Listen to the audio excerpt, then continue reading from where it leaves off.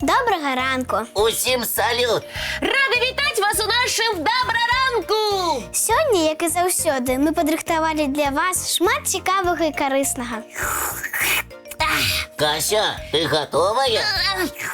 Зараз ще один глиточок, і я протягну вести добраранок. Піхалі, ласка. Сьогодні спекотний день, тому треба пити достатково води. А мені цікаво, чи є істоти на землі, які можуть обходитися без води? Мені здається, нема. Без води не ростуть ні дітки, ні квітки. Згодна з тобою, Варочка, вода – гэта життя. Дзяўчынкі, сапраўды, нам з вами без воды ніяк. А вось некаторыя прадстаўнікі фауны зямлі лёгка абыходзяцца без яе. Я хочу ведаць, хто гэта такія і як у іх так атрымліваецца. І мне вельмі цікаво. Лесік, познаёміш нас з гэтымі асобамі? Калі ласка, глядзіце, слухайце і здзіўляйцеся. Итак, самый вядомы жыхар планеты Зямля, якому не патрэбна вода, гэта каала. Ой, мне вельмі падабаюцца эўкаліптавыя мішкі. На мове аўстралійскіх абарыгенаў каала гэта той, хто не п'е ваду ці жыве без вады. Значыць, пра такую асаблівасць каал ведалі яшчэ ў далёкім мінулым. А чаму каалы не ўжываюць ваду? Оказывается, им достаткова той вадкасці, якая знаходзіцца ў лісці эўкаліпта.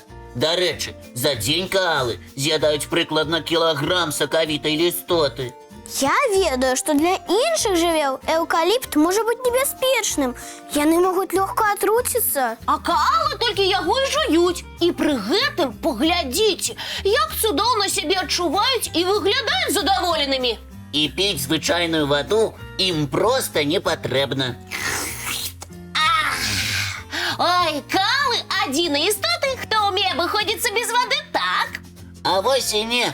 Вы чулі калі-небудзь пра кенгуровых скакункоў? Я чула. Гэта такія маленечкія мышкі, якія чымсьці нагадваюць кенгуру. І вось гэтым малюсенькім мышкам зусім не патрэбна вада. Яны нават не ведаюць яе смаку? І нават не хочуць яго ведаць.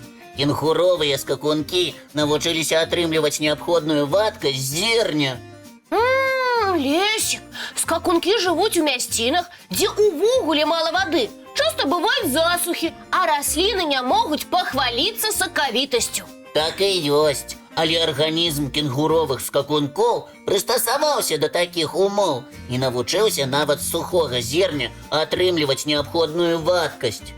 Адным словам, маленькія ды удаленькія. А як вам каларадская жабка? Яна таксама цудоўна абыходзіцца без вадкасці. А я думала, што жабкі і вада адзінае цэлае. Там, дзе вада, там і чуецца іх вясёлае ква-ква. Некаторыя прадстаўнікі гэтага віду квакаюць і без вады. Яны ўвогуле могуць схавацца глыбока ў пясок і спаць там да 10 месяцаў на год. І не пакутваць без вады? Ніколечкі.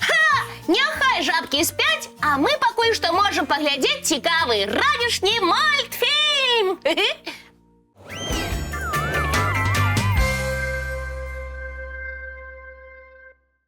А зараз самы час пазнаёміць усіх з адной вельмі цікавай асобай. Можа, да нас прыйдуць госці? Ой, тады трэба падрыхтавацца. У госці аднойчы схадзілі мы з Касей. А зараз хочам і вам прадставіць нашу новую знаёмую. Заінтрыгавалі. Сядайце зручней, мы пачынаем.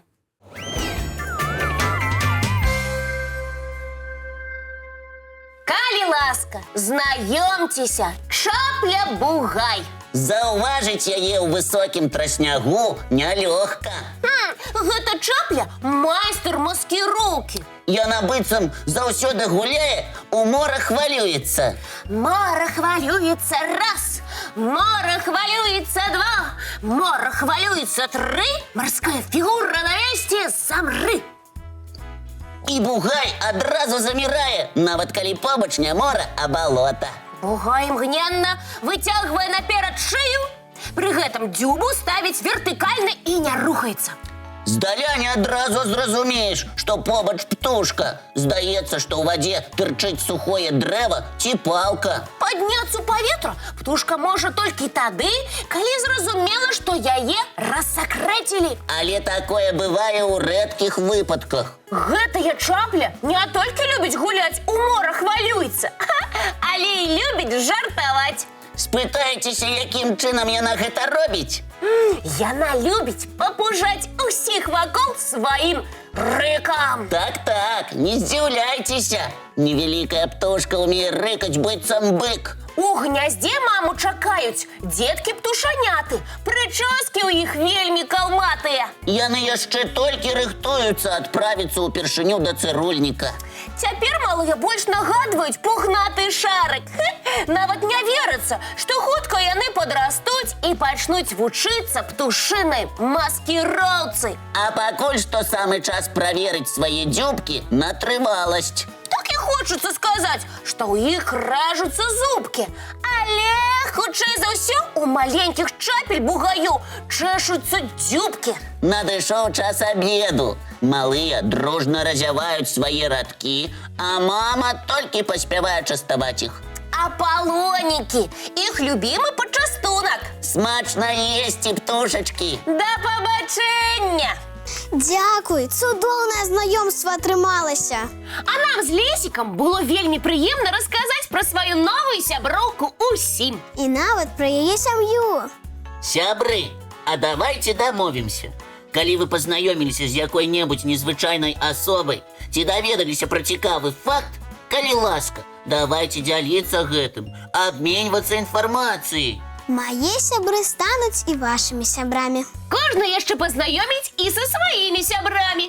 Колькі адразу сяброў з'явіцца. Атрымаецца вялізная кампанія. Галоўнае, каб усе сябры заўсёды былі ў добрым настроі. І ніколі не сумавалі. А яшчэ усе разам глядзелі нашу праграму.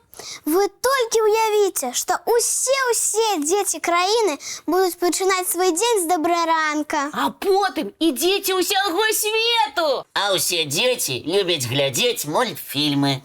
Давайте зараз і паглядзім чарговы мультфільм.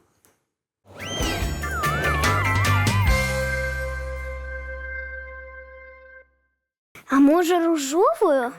Мне падабаецца узорачкі. А я не ведаю, лепш ружовую ці узорачкі.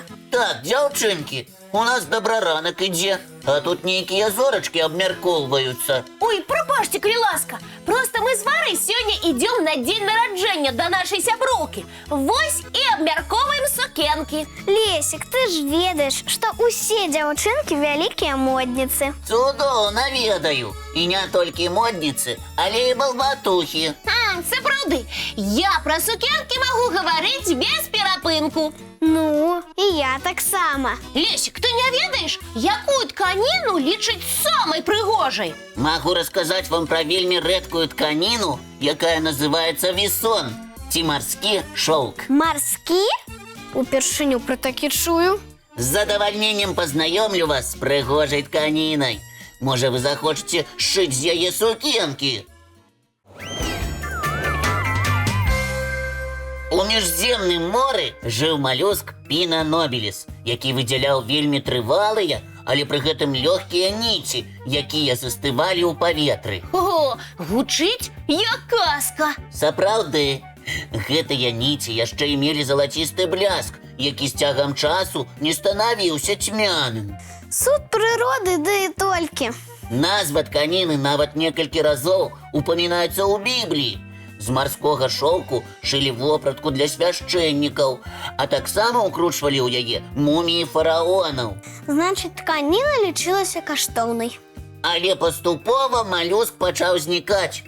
Таму было прынята рашэнне больш не здабываць яго. А значыць, і марскі шоўк таксама. Але навукоўцы прыдумалі, як атрымаць тканіну, якая будзе мець блізкія да вісону якасці. Нешта натуральнае ці штучнае? Зараз працуюць над тым, каб злучыць і натуральныя, і штучныя інгрэдыенты, і атрымаць прыгожую і якасную тканіну.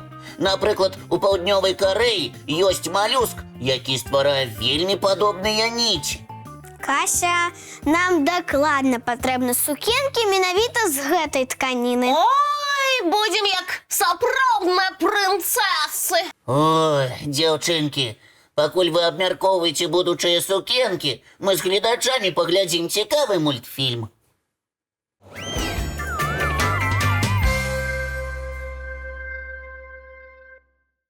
А зараз час развітвацца. Цудоўнага ўсім дня! Прыгожага і багатага на адкрыцці. А давайте дамовімся пра нашу наступную сустрэчу. Яна адбудзецца, як заўсёды, зранку У нашым добраранку!